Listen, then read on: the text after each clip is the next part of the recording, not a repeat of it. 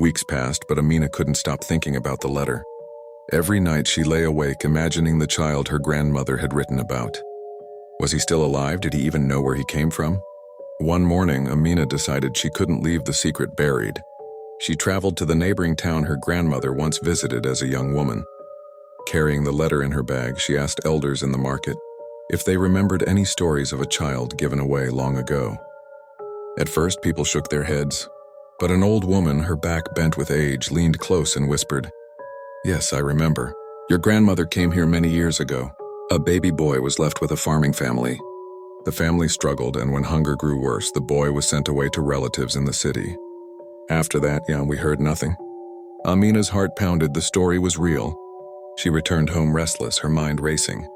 Should she keep digging or let it go? Her mother begged her to stop. "The past is the past, Amina. Don't stir what was meant to sleep." But one evening, while going through more of her grandmother's belongings, Amina found something else. A small beaded bracelet tucked into an old box. She had seen similar beads before, ones her grandmother used to make for babies.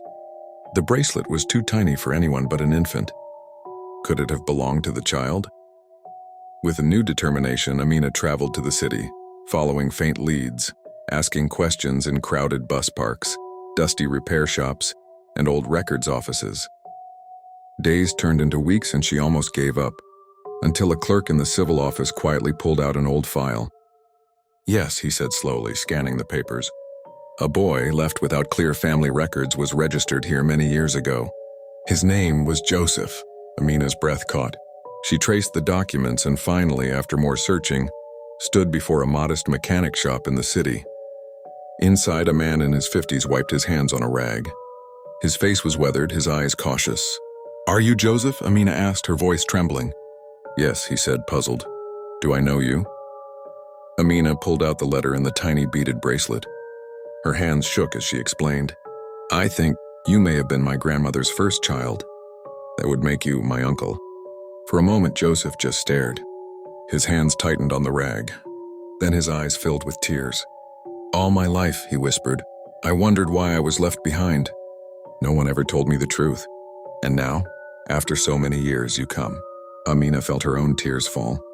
She couldn't undo the pain of the past, but she could bring light to the present. That day, Joseph and Amina sat for hours, sharing stories, piecing together a broken history. For the first time, the grandmother's silence had been broken. When Amina returned to the village, she stood at her grandmother's grave again. "I found him," she whispered. "Your son, he's alive. And though you carried your secret with shame, I will carry it with love." The wind stirred, gentle this time, as though the earth itself was finally at peace.